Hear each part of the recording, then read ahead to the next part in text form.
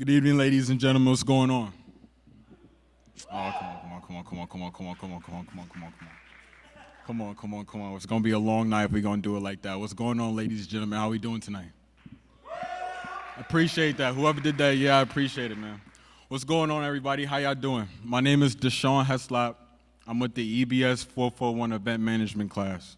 I want to thank all of you for joining us tonight on our very first in-person LAFS Showcase 1 Sunset short film screening event. The short film screening event was created to give our film students the experience of having their films evaluated by a live audience and obtain market research data that aids in making the editorial and marketing decisions. This process has been utilized in the film industry for many years, and it is an excellent opportunity to gain insight into the decision-making process of moviegoers.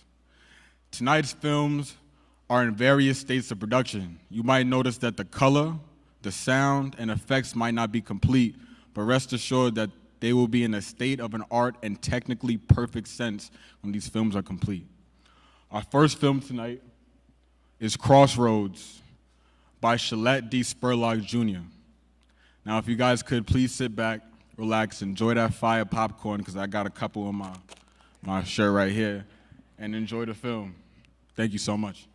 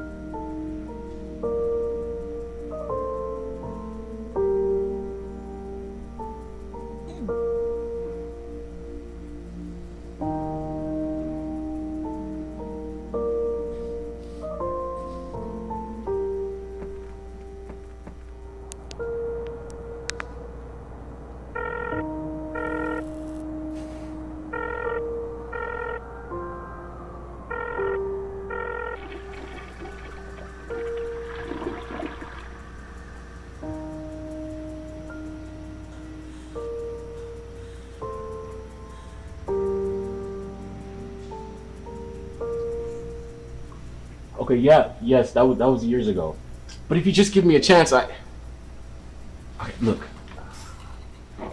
Look, I need this, okay? These are the only skills I've got, and it shouldn't matter that I got them while I was locked up, right? What should matter is that I have these skills and knowledge, right? Okay, thanks. Nothing.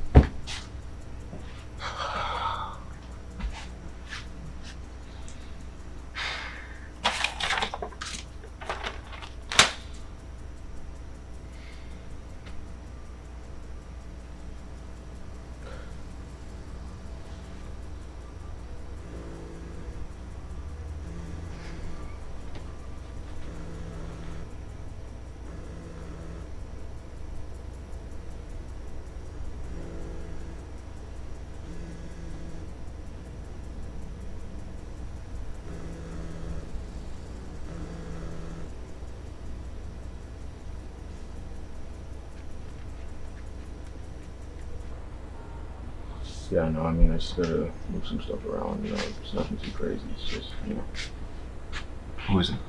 Tommy. Yo, Marcus, long time no see. Yo, what's up, big homie? How's everything? Oh man, I can't call it. Just keeping an ear to the streets and an eye on the prize. What you been up to though? Feel that, man, I'm just starting here trying to get a JOB, keep a low profile. Yeah, that sounds good and all. I'm proud of you and all that. But look, I got something lined up. And there it is, bro.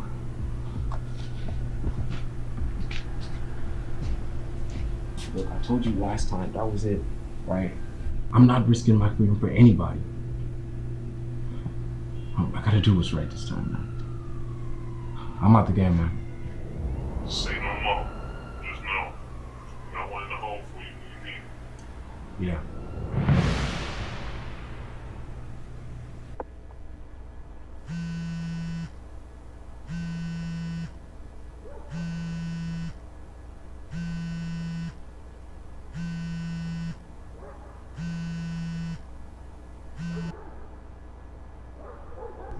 Hey, girl. So, have you told him? I will. When the time is right. Just tell him he loves you. He will do anything for you. Yes, and that's exactly it. I don't need him back on the block with no good Tommy, making bad decisions, end up back in prison. You tell Jessica? Yesterday. But I don't need y'all posting and gossiping until I give you the okay, okay?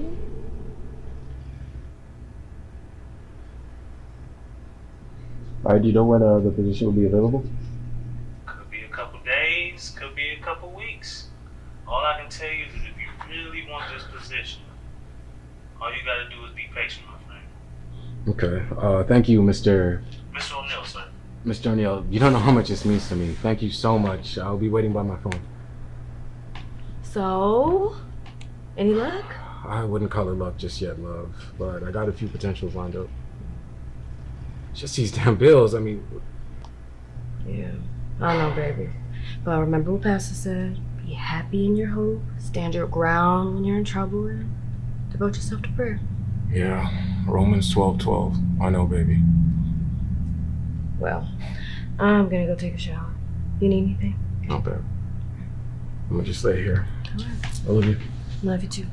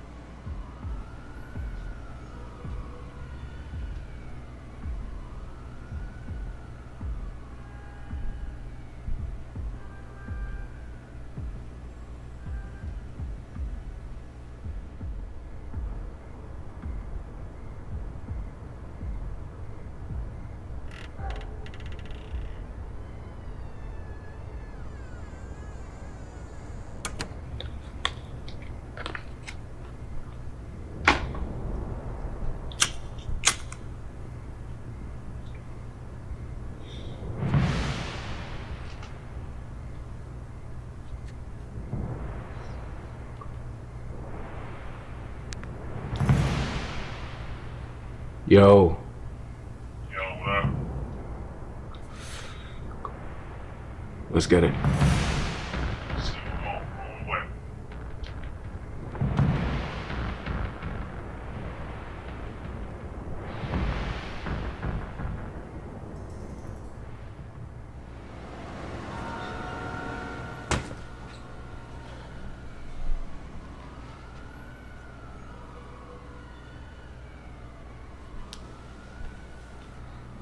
We needed this. Isn't that what you said last time? Marcus, what am I always telling you? Patience leads to abundance. But impatience, that leads to stupid mistakes. Proverbs 14:29. I know, baby, but we had a crossroads. There was an eviction notice on the door today. We're behind on every bill. I just didn't want us back out on the streets, especially... When were you gonna tell me you were pregnant? I don't know. When the time was right. And when would have that been? When we paid off all those bills? Or when I got a job to keep us afloat? Or maybe when our asses are on the streets struggling for our next meal?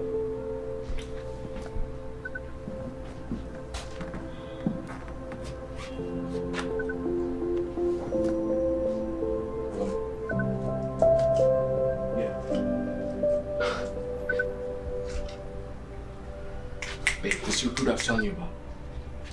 Hello? Yeah. Yeah, thank you. Yeah, 8 a.m. 8 a.m. sharp. I'll be there. Okay, thank you so much.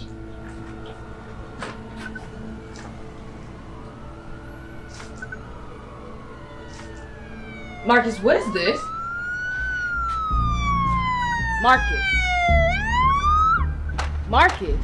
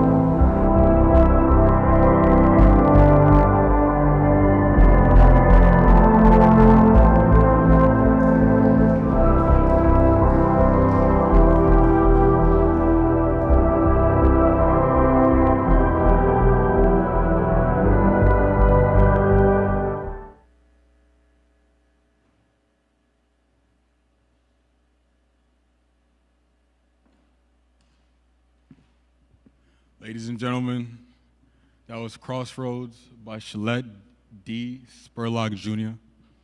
We've all been at a place where we've had our backs against the wall, and I pray that nobody was in any circumstances like that. And I just want to say that we can always get through it, and as long as we keep pushing together, anything's possible. I would like to ask you guys, there's a QR code right here. Our directors would very much appreciate, actually all of us with our team would appreciate it if you can fill out a survey and give your proper feedback, honest feedback, respectful feedback, but give your honest feedback about the film we just watched. Thank you. And please stand by for the next film.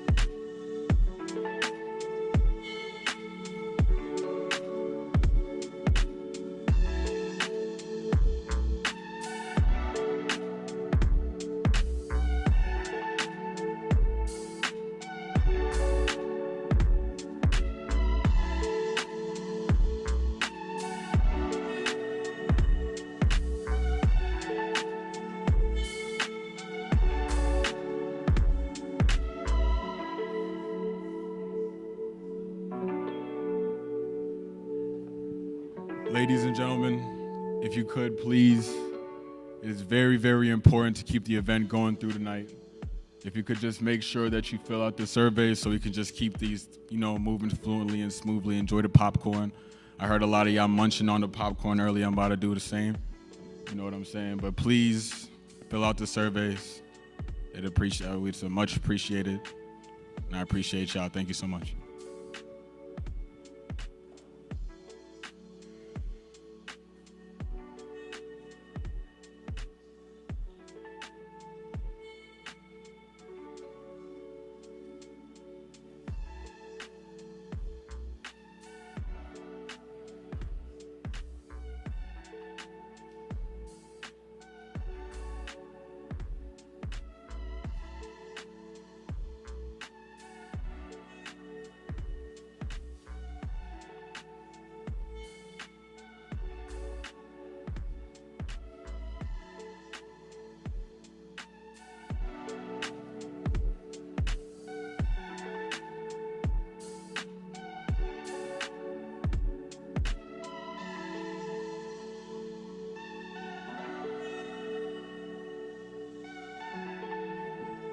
Man, I appreciate y'all so much. See how fast I went? See, look, just the participation, everything just goes so smooth. I appreciate y'all.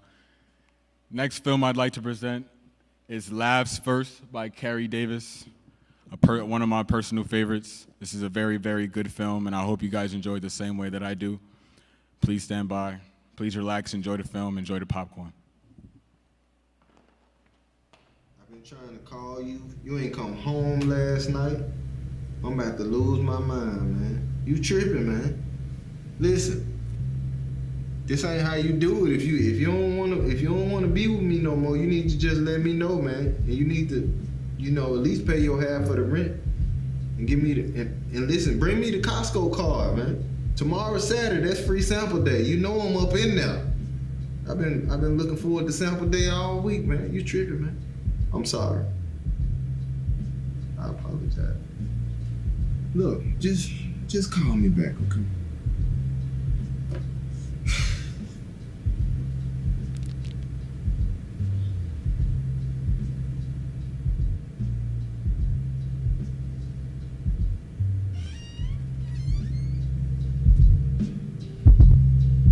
What up? What's up, man?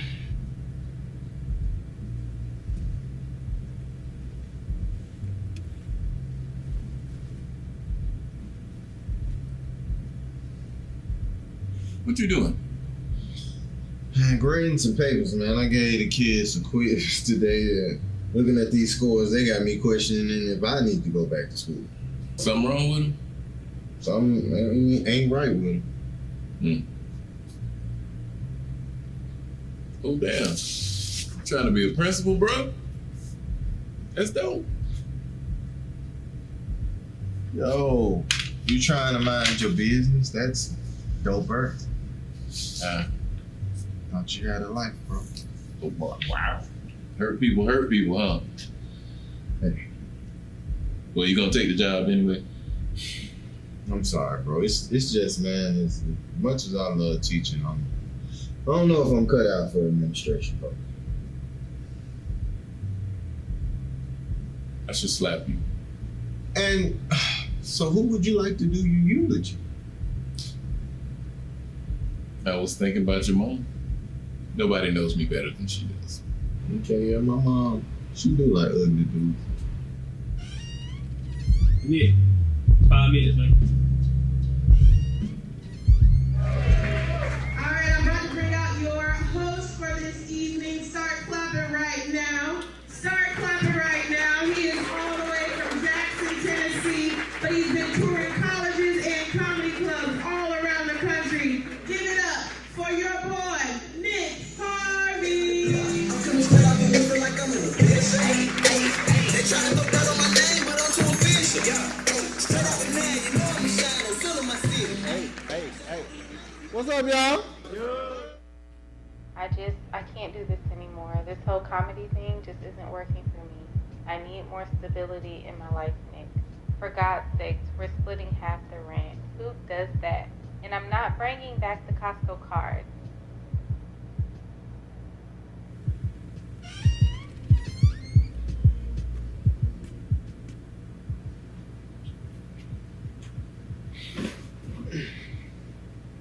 How'd it go? Good, man. Good crowd, bro. They ready.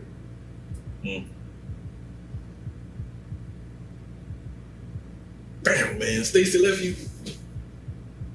You can not possibly know this already, bro.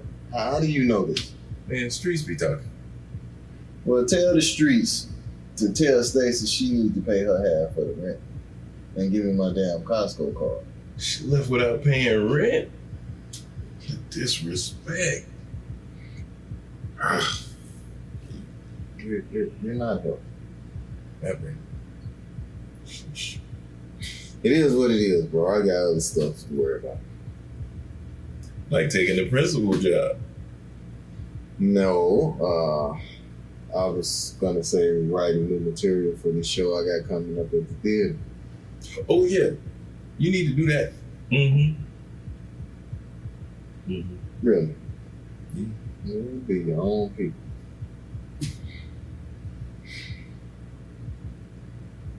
I hope you bond. David, you're up. Go get him, Tiger.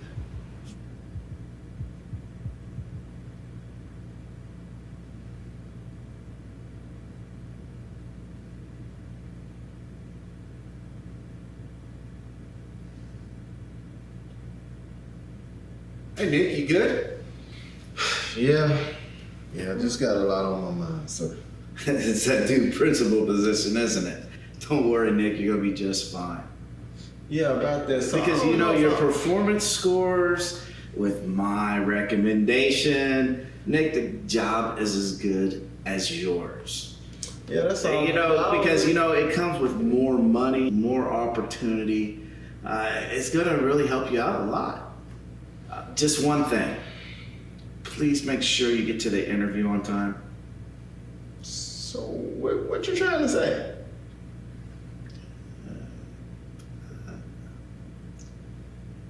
Hey, I gotta go.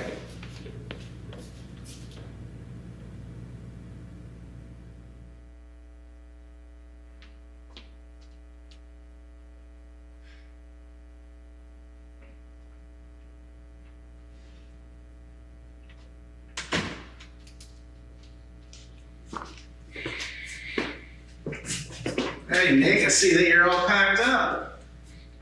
Yeah, sir, it's bittersweet. Yeah, no, I just want to thank you. No need to thank me. You have been one of the best employees I have ever had. It was a pleasure working with you, Nick. Well, you know, I just want to say this has been a great experience working for a boss like you, sir. And I just appreciate the opportunity and I appreciate everything that you've taught me, sir. I'm glad you are. The pleasure is all ours. It was great having you. I appreciate that, sir. That means a lot. Yeah, absolutely. Have a good one. All right, you too, sir. I almost forgot. Hey, you coming to the show tonight, right? I wouldn't miss it for the world, Principal Harvey. All right. See you tonight.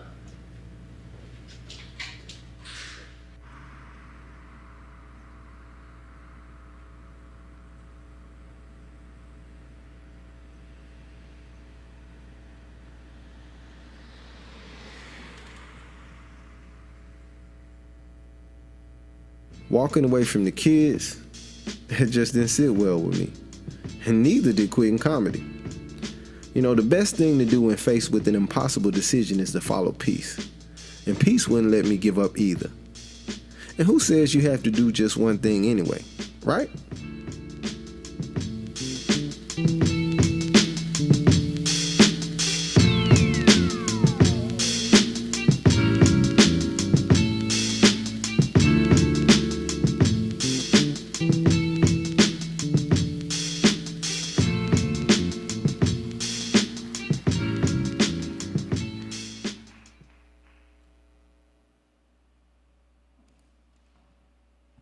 Ladies and gentlemen, that was LAFS First by Carrie Davis. Really phenomenal film. Same rules apply. There's a QR code at the bottom of the poster right here. If you can take your time to fill this out, a quick 5 minutes, and we can get this event going through smoothly. Thank you so much, and keep rocking. I appreciate y'all.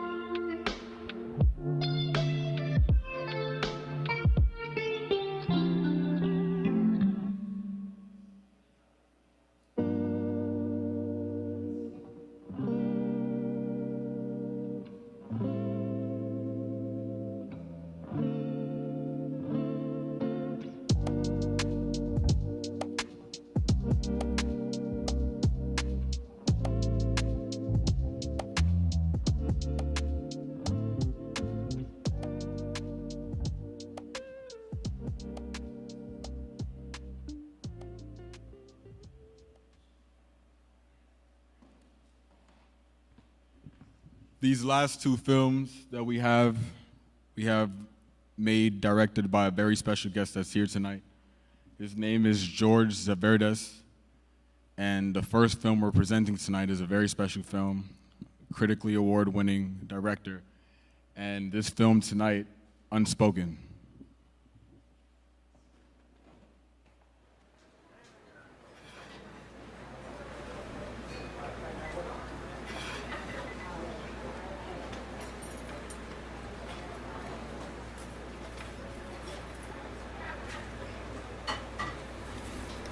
Great, thank you.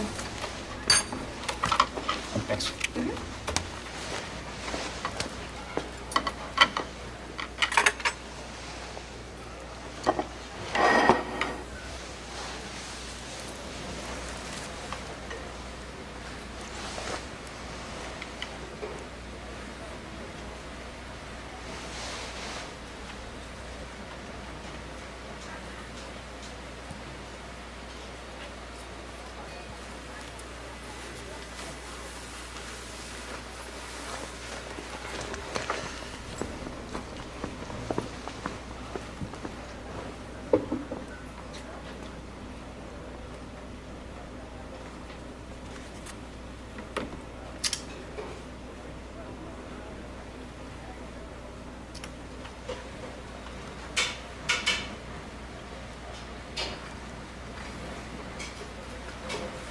Lemonade?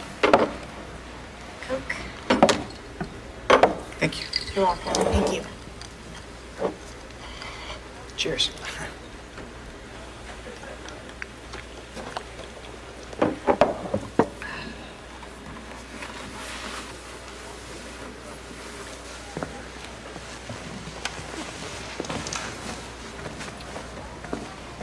Hi. Hi. You're Joey. Joey. Hi. You're in my math class. Yeah, I'm in Miss Garcia's class. So am I. Where you been? I haven't seen you. I've been busy, so I haven't been able to make that class. How are you liking your classes? Good. Swimming's my favorite. Oh, you swim? Yeah. I need 2 straws. Thank you.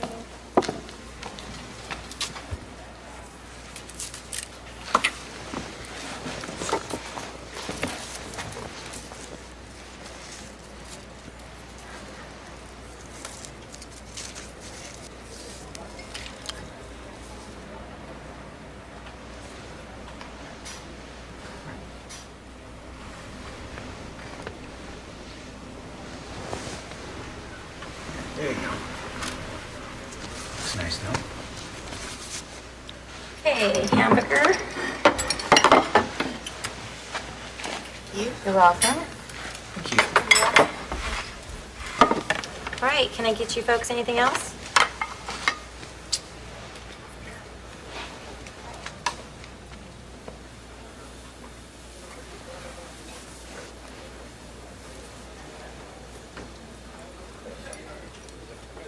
God, thank you for everything that we have. Please bless Mom and Dad and Steph. Thank you, amen. Amen.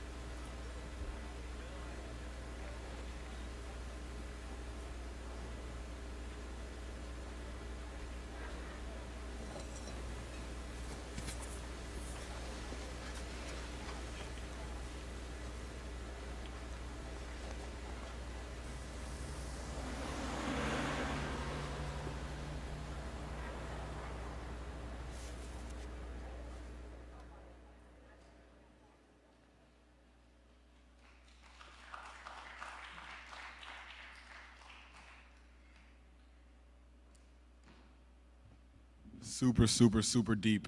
Super, super deep. Ladies and gentlemen, that was George Zverdes with Unspoken. The same rules apply. If you can please scan the QR code so we can get this event going through much smoother and faster. And please leave your honest feedback and give the utmost respect to the directors here tonight with scanning the QR codes. Thank you so much.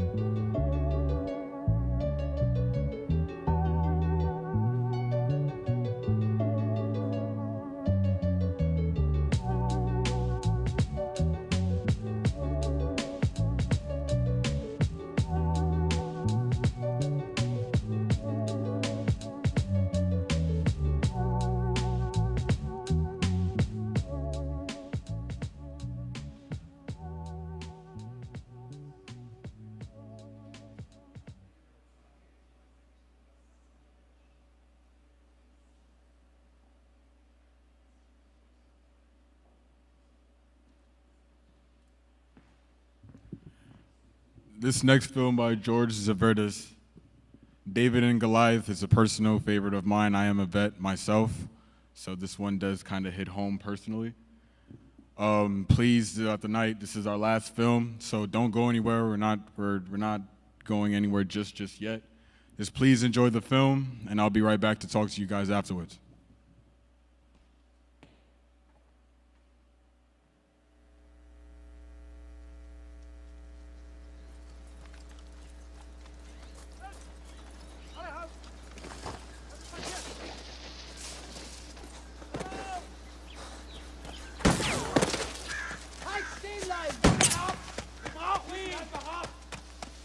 Wecker, komm schon! Wo bist du? Na los!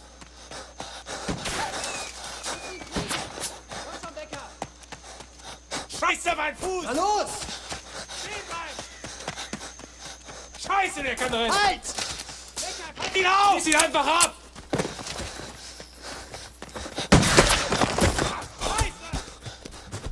Wir kriegen dich schon, du Schau ihn ab! Hallo? Becker, wo bleibst du?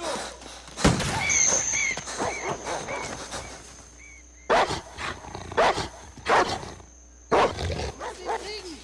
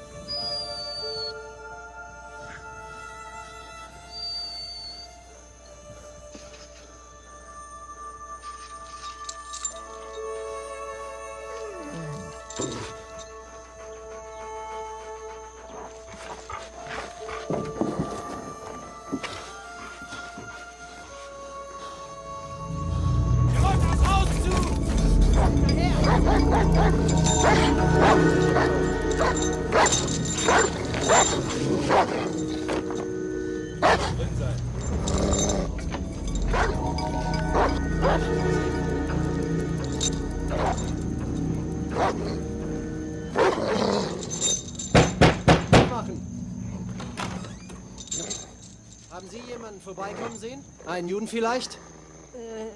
Here's my cloak. Warum glaube ich Ihnen das nicht? Attendant of my prayer. Sicher, dass Sie jemanden gesehen haben? To the end of the earth, I will cry with thee. When my heart is overwhelmed. Schön haben Sie es. Wirklich nett. Also, sagen Sie uns, wo der Jude ist. Give me to the rock. The desire can I. For thou hast been a child of woman. And the strong tower against the enemy.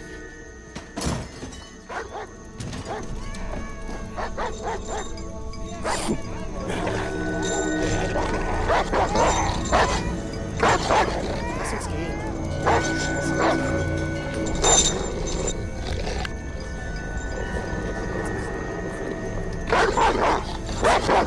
Einfach die verdammte Schnauze, du Töle!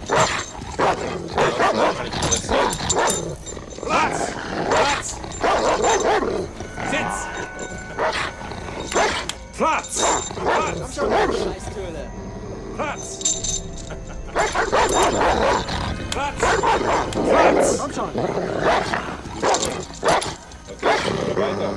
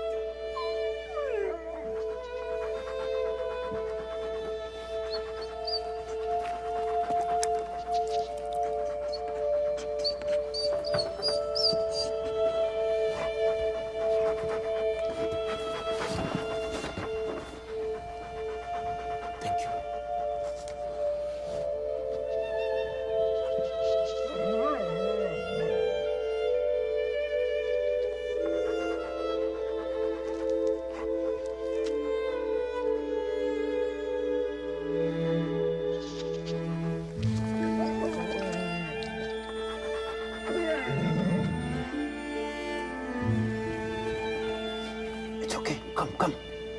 Yes. Quick.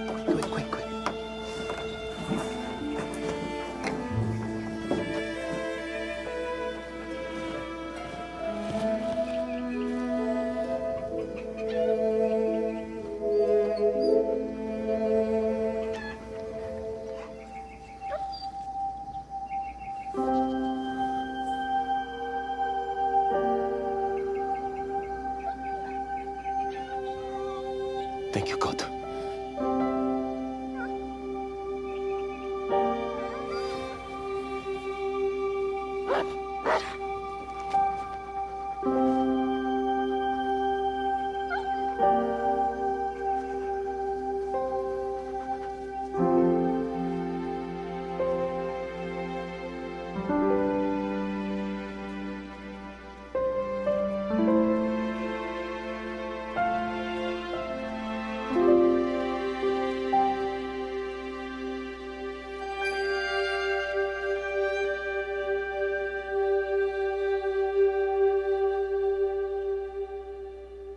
But it's hard. With my age, you remember, and in 5 minutes you forget.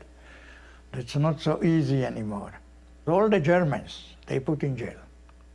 And they interrogated them.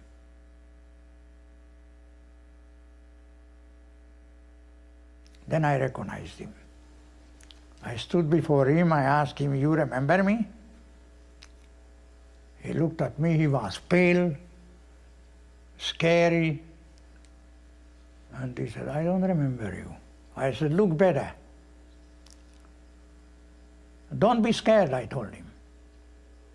I said, "Do you have a German Shepherd?" "No, I remember you." So I said, "I'm happy you recognize me. I will help you. Come with me to the office." So I took him to the office, and the commandant there, I told him the story, what's happened, and he was a free man.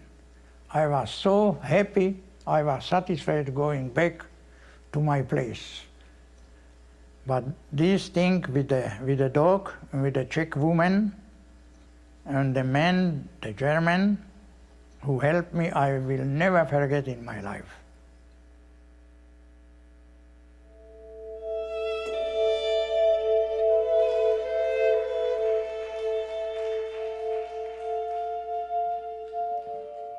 And that concludes our final film of the night, but don't leave your seats just yet. We have one more event. But in the meantime, as we get that set up, if you can, same rules apply. If you could please just scan the QR code and fill out the quick survey, and we'll be getting along with it. Thank you so much for your patience tonight, guys. Thank you.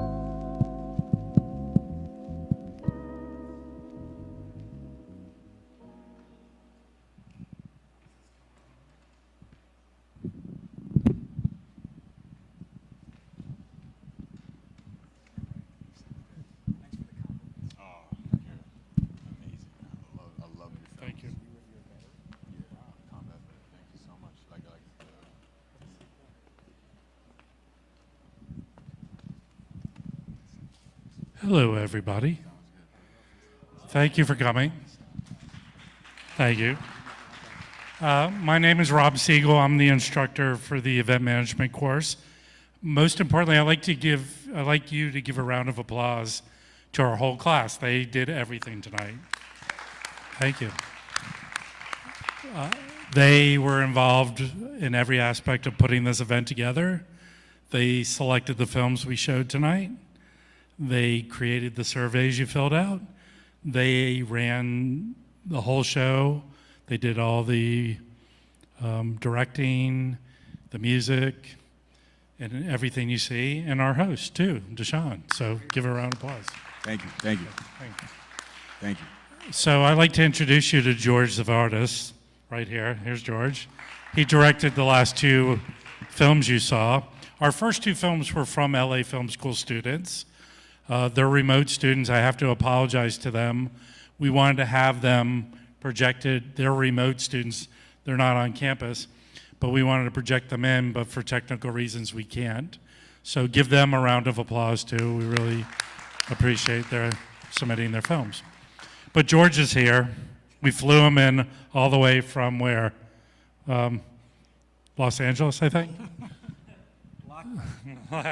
So George and I are friends from long back. He was good enough to allow us to show his two films here. So George, can you give us a little brief bio of who you are and how you came to be here today as a filmmaker? You dragged me. No. I know. You have a mic there.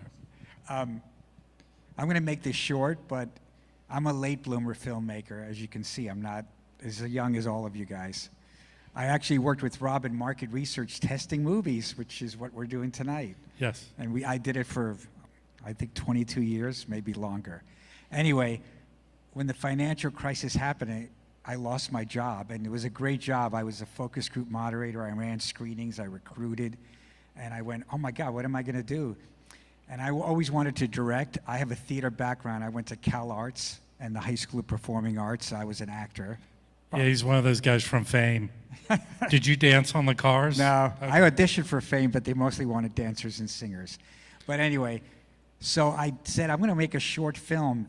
And in the end, so my first short was David and Goliath. And I met a friend of mine, Bridget. Her father is that guy in the end, David. He told me the story about how a dog saved his life. And I looked at him and I went, that's going to be my first short. I thought it was such an incredible story. And actually, that footage at the end is from the Shoah Foundation. Steven Spielberg has recorded every single Holocaust survivor's story. So he has like 2 hours. And obviously, they saw the script and they got approval, of course, because I know his daughter, to use that aspect in the end. So that was my first short. They always say never start your first short with kids or a dog. Well, I use a dog. It's very interesting. I wanted to stay on that short because I was George's friend and knew every aspect of him putting it together, but it was sort of magical how everything fell in line. Yeah. So can you talk about, obviously you talked about how you came up with the idea, but now to go into the production of it, how you were able to, believe it or not, where was that shot at? Malibu State Park. It was supposed to be Czechoslovakia, obviously. Did you have pictures of Czechoslovakia? Did it look similar? Yeah, well, I had, the only thing I had to do, believe it or not, to make sure that we were not in Los Angeles, and it was done, probably one of the most expensive things done in the film, is when the Nazis are chasing him over the mountain, there were telephone wires across the sky. I can't put them down, so they were erased at a post place. That was one of the most expensive things. I will say that, I don't know if you can tell from watching the film, it was shot on film. I got a grant from Kodak based on the script, and it was shot in 35 millimeter. So they donated all the film? Yeah. But you only had a certain amount of film. Yeah, they gave me extra film when they heard a dog was one of the leads. They go, you're going to be doing a lot of takes. And then I'll tell you briefly a great story about the dog. you normally hire a dog from an animal agency, especially if it's significant in the story. So a friend of mine works on Criminal Minds. She goes, I'll hook you up. I called a Hollywood animal agency. They wanted $1,000 a day. This was a 3-day shoot, so $3,000, but this was the part, like, okay, I'm gonna hire a dog. I need it. I need a trained dog. I can only have him 6 hours a day. So he's like a kid. He's restricted how many hours he can work. Anyway, I'm flipping out going, oh my God, my budget is already expensive. And this friend of mine said, I'll talk to my friend who's an LAPD cop. He trains German Shepherds for 30 years. He basically trains German Shepherds to sniff drugs.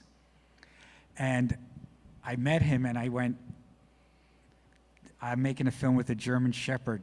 And to make a long story short, I auditioned the dog. Basically, the Wrangler was behind me. He was also behind me on set. And he made the dog do everything in one take. So the dog was amazing. People were saying, how much did the dog cost you? As long as I fed him food. And believe it or not, he was treated better than the actor, who's actually a working actor. I don't know if you No, well, that recognize guy's a famous actor. He was the father in the Twilight movies, Billy Burke, which I had never seen, by the way. He was also in a series called Revolution. But I was going to say, I'll tell you about Billy, how I got him. But the dog did everything in one take except for the scene when the farmer comes in and hands him bread. The dog kept grabbing the bread. He just kept eating it. So that was the most takes is in the entire movie. Did you run out of bread? No, Okay. I was prepared. As far as Billy, I had another actor hired already. And this is the worst nightmare you can have making a movie because everything was set, location. My DP, who's a very renowned DP, by the way, I got him by accident. But I lost my actor because he got a role as a villain in Big Mama's House 3. So I said, oh man, but you said yes to my short, but what am I going to say? He goes, George, it's a lot of money. And then a friend of mine said, I represent Billy Burke as his publicist. Why don't you ask him? I'm like, why would he want to do the short? Because I was so desperate I couldn't have auditions. Anyway, he said yes because he said I would never be offered a role like that. So that's how I got him. And then it goes to show you if you have a good script and you really don't have money, the DP, he loved that I was shooting on film, but he also really loved that he's a dog lover. And he said yes to it, and he was one of the main DPs of Game of Thrones, Dexter, Boardwalk Empire. And he just loved that someone was shooting on film. He goes, I don't know if that makes you because you're older, but I'll help you because I love the story. And he didn't charge me 1 cent, but he showed up with 20 people on set. I'm like, the grips, and I said, I can't pay these people. He goes, feed them and just give them mileage.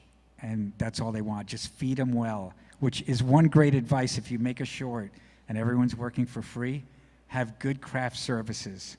You can have junk food and that little popcorn that was served tonight.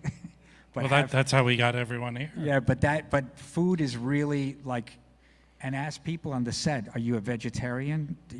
Find out what people are eating. Not that you have to make individual meals, but I learned that from making my first short is feeding people well, and they will work for you, Can you talk about after the film was done, because you had a lot of success submitting it to festivals? I'm proud of the short, the way it turned out, and I think I had a great team. But I also want to say that I think a lot of it had to do with the story I made, the content. It played in over 200 film festivals. And it never won a jury award, but it won a lot of audience awards. So the audiences obviously they were moved by the film. Also, I didn't purposely, both my shorts, except the second one was intentional. I know it looks like I'm talking a lot. All the shorts I've made, hardly anyone speaks. Don't ask me why. I think I'm a visual person saying, can I tell this story as visual as possible? The second story was on purpose. It was the content of a family not speaking. Just to briefly, because I know we don't have you for very long, can you tell us how you came up with the idea for the Unspoken? Oh, I was basically at a test screening in Philadelphia, and I was there early, so I sat in this diner eating. I had really like over an hour and a half to kill, and I watched this family have dinner. They didn't say a single word to each other. It was two daughters, a father and mother, and I kept thinking, what is going on here? And then I made it up. I went, I think there's, and I think that's a big question that that happened at festivals, that this played pretty successful, not as much as David and Goliath, but a lot of people were not sure what the movie dealt with. And it was mostly women, all the women pretty much knew, but a lot of men weren't not sure. If you saw the last credit, you would know what it's about, because I ask if you need help, call this number. But I purposely didn't want any dialogue, and I didn't want to be obvious. I had friends read it at work, and I would say almost everyone said to me, you need a flashback so we can know what happened. And I went, nope, I'm not doing it. Hopefully the scream gave something away that something is wrong. But it was very challenging, and I will tell you one thing. I spent a month casting that film because I wanted the perfect family. They didn't have to look. And the father of that movie, that's his daughter, and she's never acted in her life. She came to the audition with her father. And now the father's a pretty successful actor, right? Yeah, he's one of these actors that's worked nonstop. He's always in supporting roles. He's also, has anyone seen that series Pen 15? No. It's on Hulu, but he's the father. But he's a supporting actor that's worked for like 40 years. Yeah. He's in these Whit Stillman films, which were really famous in the 80s. Barcelona and Metropolitan. And he's on a lot of TV shows, too. But anyway, that was the origin of that short, and it was challenging because I had to pick actors that can express feelings without saying a word. Anyway. And you were able to get that diner and all that. Yeah. I found a diner that only serves breakfast and lunch, so we started at 4 o'clock and shot that we had to be out of there by 6 in the morning. In fact, we were shooting the last scene, and the restaurant was about to open, and they go, "You guys got to finish." That was a one-day shoot. 1 day. How long was David and Goliath? 3 days. 3 days. Well, that's great. Which, by the way, if you ever shoot in national parks, you have to pay for a police or security to be on set. But if you have under 10 people, you don't have to. But if I did, I would have had to pay the city to monitor the set. So again, you could be economical with your shoot. You know, you could say, all right, some of you have to stay home. I don't need that many PAs. That's, you're on a budget. By the way, that short, I got the Kodak grant, but post costs money to transfer the film to digital and sound, and you also created DVDs. How many DVDs did you make of it? Yeah, when the film started playing at a lot of film festivals, David and Goliath, I started making DVDs, and especially at Jewish film festivals, I didn't have it at first, but people were asking me, can I buy the short? And I'm like, what? No. And then I decided to make them, and sold them at the second half of film festivals. I will say that PBS, you hardly could ever make money on a short. PBS called me because they saw it, which, by the way, everyone in this room, if they make a short, the Palm Springs Short Film Festival is one of the best in the world because it runs for a week. It's 110 degrees, so the theaters are packed because everyone wants to be in air conditioned. But they pick shorts from all kinds of genre, horror, comedy, family, or whatever. I know everyone's dream is to get into Sundance. Sundance has such a niche of what they're looking for. In fact, Unspoken almost got in, but they get 6,000 shorts and they select about 50. It's like the lottery. But Palm Springs is great, and PBS comes to see the shorts, and they They had a show on Friday night. I don't think it still exists, called Short Showcase. They show award-winning shorts, and they actually bought it to show it on PBS, which I would have given it to them for free. But they said, "Is $5,000 okay?" And I went, "Sure."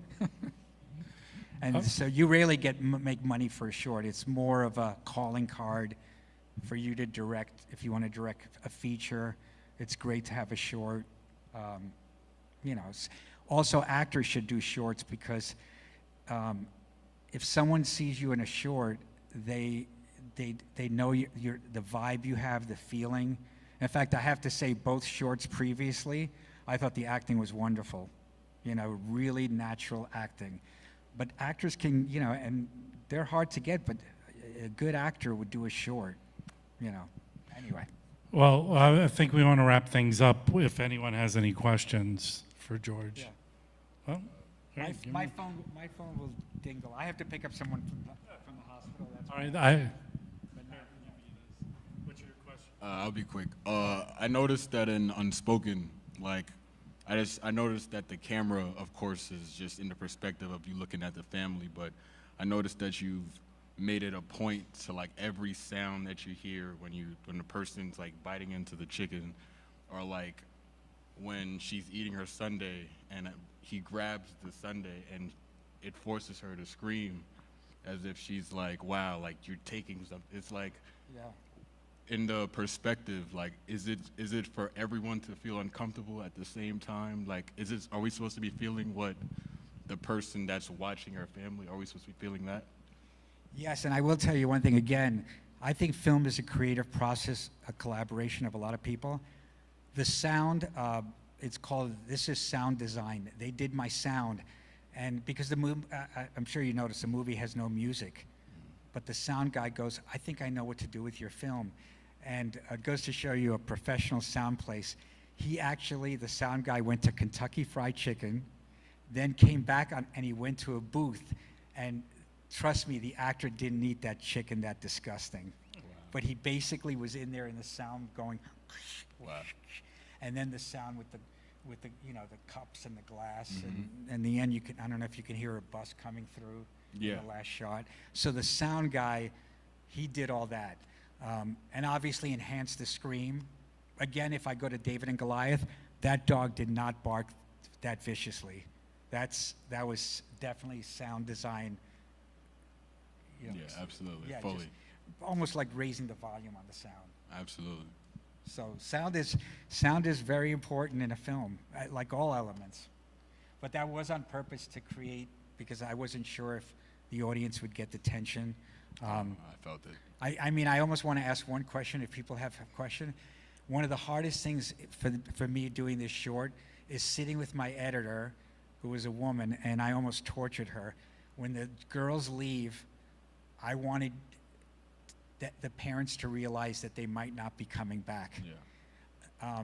I was timing it without wanting to bore the audience or get pretentious, and I was going 30 seconds. No, I want more. That's actually a minute, so they're gone for a minute.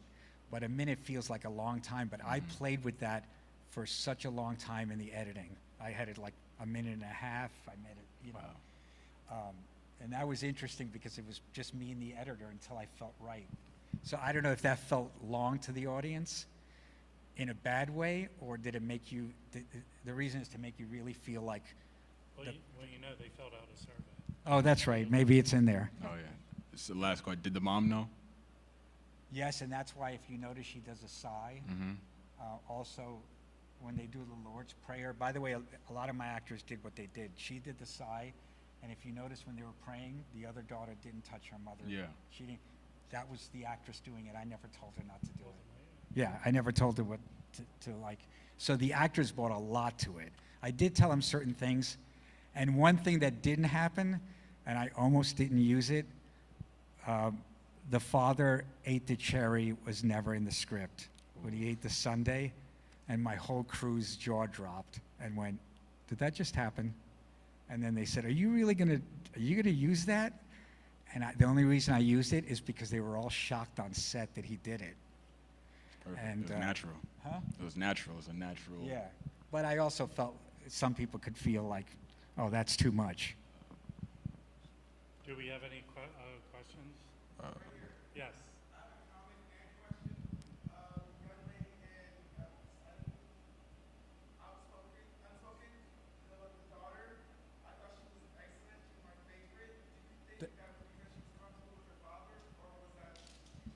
That's a good question because my friend knows the father, and I was at a screening at the DGA, and and my friend goes, "Oh, that's my friend," and I looked at from the distance. I wasn't even thinking of him. He's a working actor. I said, "Dan, that daughter is the type I want." So I went up to her and her father, and I met her, and she like got all nervous. She goes, "Well, I've never acted before." And then anyway, they came to the audition, and I told him what the content was, and he said, because I offered her the role, and some fathers were late, so I made him audition, and I said, I don't know how you're going to feel, but I want to give you the role too. And he said, I feel very comfortable that I would be in this subject matter with my daughter. I feel she would be safe. So he was fine with it. Guess who wasn't fine with it? When we had a screening, the mother wasn't too thrilled. She wasn't mad. She was like, I wish you told me you were doing this. Huh? She's not an actress. But the daughter never wants to act again, but she loved the experience.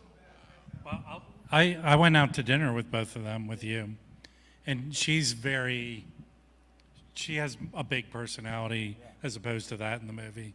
So she could do it, but she's a. And all the other people are working actors. All the other people in that short were working actors, except for the daughter. So that's a nice compliment.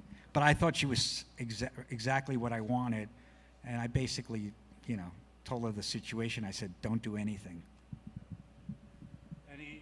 We have another question? Yeah.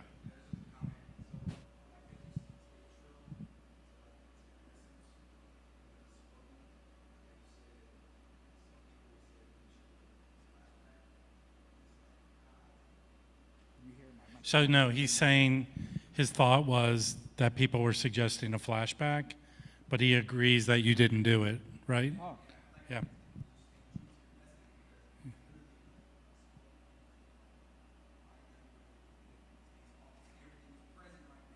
Yeah. Yeah. I mean, a lot of people said it in the written page. They're like, "What's going on here? What's going on?" And I could see that. But I figured, where you see flashbacks? Not to knock them, because some of them are good. Lifetime movies. They just explain everything that's going on. Yeah. Thank you. Thank you. That means a lot. Okay, right here. Yeah, I really like the scene, like when you cut to the girl screaming. How many takes did that take? And if so, like if it was a lot or not? Like my question is like, were you trying to make that like a prominent point? Oh yeah. Build up the moment, and then having of course like the crash. Because I told the actress, I want you to go from the deep down of anger of your voice, like scream. By the way, she said she's never really screamed in her life. So she was a little freaking out. I said, just go for it. It was about two to three takes, because I also didn't want her to lose her voice, because it wasn't like I was saying, go from your diaphragm. I just said, scream like you've never screamed in your life.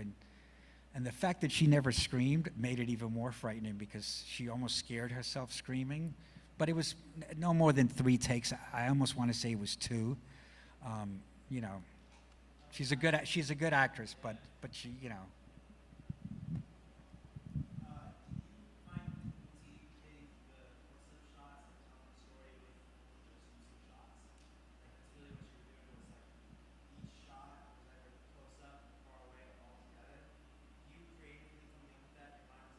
Yeah, I storyboarded it.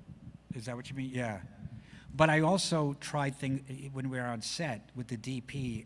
I would say, let's try this. Because once they were sitting in the diner, I was placing them. So it's good to, not everyone storyboards, but I wanted to, I also had 1 day to shoot it, so I figured I better know what I'm doing. So I kind of had that, but at the same time, there were things that that weren't on the storyboard that I shot. But I didn't do drawings. I did like close up on the daughter, close up on the scream, close up, you know.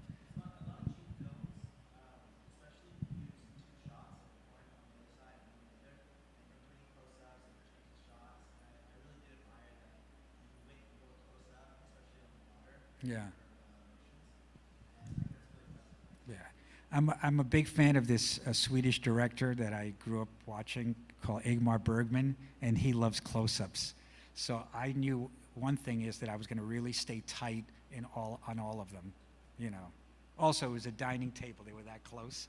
But I purposely said it's all about the faces, you know, and no overacting. I will tell you, a lot of fathers who came to audition, when they saw that scene where the daughter goes to talk to the cashier, the boy, they were indicating so much, like getting so jealous.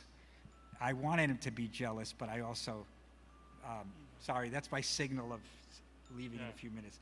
But I basically told the actors, just be subtle in everything you do, even if you're a jealous father. So hopefully, you know, sometimes the actor thinks he did too much. He thinks he was too creepy. But I think he's creepy because of what he's doing, you know.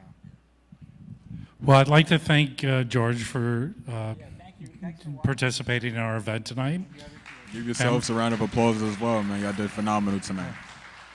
Again, what did you say, Deshaun? I was saying give yourselves a round of applause. Y'all did phenomenal tonight, and I appreciate you guys coming out. And again, I want everyone to thank the class for doing such a wonderful job tonight. So thank you. And thank you guys for coming tonight. I really appreciate it. All right, thank you. Have a good evening.